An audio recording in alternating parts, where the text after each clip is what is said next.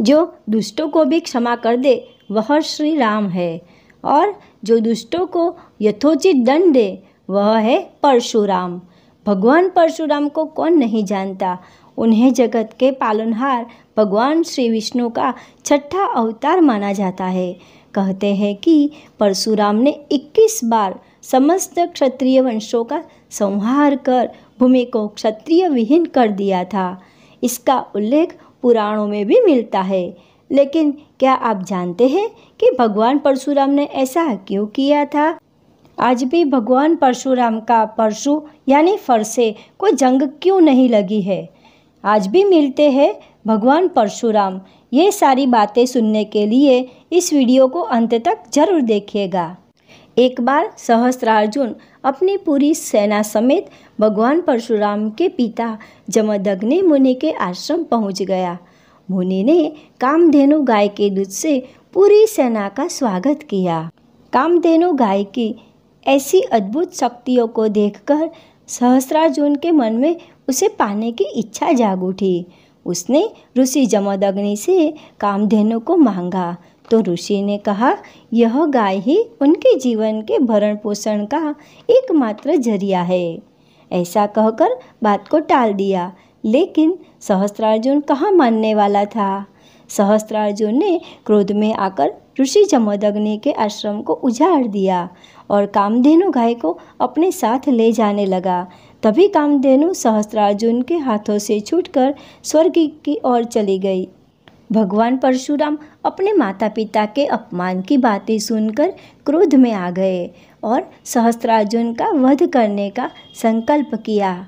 परशुराम भगवान शिव द्वारा दिए गए महाशक्तिशाली फरसे को साथ लेकर सहस्त्रार्जुन के नगर महिष्मति पहुँचे, जहाँ दोनों के बीच भयंकर युद्ध हुआ, जिसमें परशुराम ने अपने प्रचंड बल से सहस्त्रार्जुन की हजारों भुजाएं और धड़ फरसे से काटकर उसका वध कर दिया। उसके वध के बाद परशुराम अपने पिता ऋषि जमदग्नि के आदेशानुसार प्रायश्चित करने के लिए तीर्थ यात्रा पर चले गए। लेकिन तभी मौका पाकर सहस्त्रार्जुन के पुत्रों ने तपस्यारत ऋषि जमदग्नि का उनके ही आश्रम में सिर काटकर उनका वध कर दिया और आश्रम के सभी ऋषियों का भी वध करते हुए आश्रम को जला दिया। तभी माता रेणुका की करुणामयी पुकार सुनकर परशुराम आश्रम पहुँचे तो पिता का कटा सिर और उनके शरीर पर 21 घाव देखते ही परशुराम क्रोधित हो गए और उन्होंने शपथ ली कि वह समस्त क्षत्रिय वंशों का 21 बार संहार कर भूमि को क्षत्रिय विहीन कर देंगे। और उन्होंने अपने इस संकल्प को पूरा भी किया था, जिसका उल्लेख पुराणों में भी मिलता है। सुदूर जंगल में बने टांगीनाथ धाम में आज भी परशुराम का परशु यानी फरसा मौजूद है, जिसे झारखंड की स्थानीय भाषा में टांगी कहा जाता है। इसलिए यह स्थल टांगीनाथ धाम से प्रसिद्ध है। बिहार जंगल में बने इस धाम में त्रिशूल के आकार का फरसा है। यहाँ फरसा टांग के परशुराम ने तपश्चर्या की थी। पौराणिक कथा के अनुसार पिता जमदग्नि के कहने पर परशुराम ने अपनी माता रेणुका का सिर धड़ से अलग कर दिया था। फिर पिता से मिले वरदान में उन्हें दोबारा जीवित भी करवाया। लेकिन मातृहत्या के दोष से मुक्त होने के लिए उन्होंने टांगीनाथ में कठोर तपस्या कर भगवान शिव को प्रसन्न किया और दोष मुक्त हुए। एक कहानी ये भी है कि सीता स्वयंवर में शिवजी का धनुष तोड़ने के कारण परशुराम भगवान राम से क्रोधित हो गए। उन्होंने राम जी को बुरा भला कहा। बाद में उन्हें राम के विष्णु अवतार होने का ज्ञान मिला, जिसके बाद आत्मग्लानि में उन्होंने इस पहाड़ी पर अपना फरसा गाड़कर तपस्या की। यहाँ परशुराम के पदचिन्ह भी मौजूद है। यह तीर्थस्थल ऐतिहासिक होने के साथ साथ अद्वितीय है, क्योंकि हजारों सालों से खुले आसमान के नीचे होने के बावजूद इस लोहे के फरसे पर आज तक जंग नहीं लगी है, जबकि पानी और हवा के संपर्क में आने से लोहे में जंग लगना एक सामान्य प्रक्रिया है। अभी तक फरसे में जंग नहीं लगने से रहस्य से पर्दा नहीं उठ पाया है। फरसा जमीन से 5 फीट ऊपर तक गड़ा है। हालांकि ये ज़मीन में कितनी अंदर तक गड़ा है ये कहना मुश्किल है। 1984 में 15 फीट तक खोदने के बावजूद फरसा का आखिरी हिस्सा नहीं दिखा। जंग नहीं लगने के बारे में लोग इसे दैविक कृपा मानते हैं। रिसर्चर कहते हैं कि यहाँ की ज़मीन में उत्तम किस्म का लोहा है।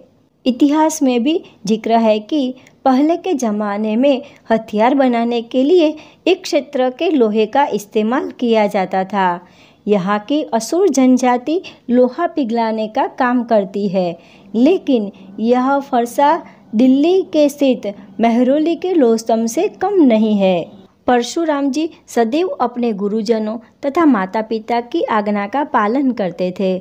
उनकी पितृभक्ति के फलस्वरूप चिरंजीवियों में स्थान प्राप्त किया, अर्थात वे आज भी जीवित है। अधर्म के प्रति सदैव क्रोधपरायण रहने वाले भगवान परशुराम जी ने अश्वमेध यज्ञ का आयोजन कर अपनी सप्तद्वीप युक्त पृथ्वी महर्षि कश्यप को दान स्वरूप देकर स्वयं महेंद्र पर्वत पर चले गए। आज भी वही निवास करते हैं। 1 लाख वर्षों से यहाँ घूम रहे हैं और पर्वत पर किसी को जिंदा भी दिखते हैं परशुराम। यह पर्वत परालाखे मुंडी में मौजूद है, लेकिन भगवान परशुराम जी ने वैदिक सनातन संस्कृति रक्षार्थ हर युग में अपनी सार्थकता सिद्ध की। त्रेता युग में मर्यादा पुरुषोत्तम भगवान श्री राम को मिथिलापुरी पहुंचकर अपने संशय के निवारण उपरांत उन्हें वैष्णव धनुष प्रदान किया था। उज्जैन में सांदीपनि ऋषि के आश्रम पधारकर परब्रह्म श्री कृष्ण को सुदर्शन चक्र प्रदान किया। कलयुग में होने वाले भगवान के 10वें कल्कि अवतार में भी भगवान कल्कि को भगवान परशुराम जी द्वारा ही शिक्षा प्रदान की जाएगी। परशुराम जी के निर्देशानुसार भगवान कल्कि भगवान शिव की तपस्या कर उनके दिव्य अस्त्रों को प्राप्त करेंगे। तो ये थी परशुराम जी के जीवन से जुड़ी कुछ अनसुनी बातें। वीडियो पसंद आया हो तो लाइक करना और दोस्तों में शेयर ज़रूर करना।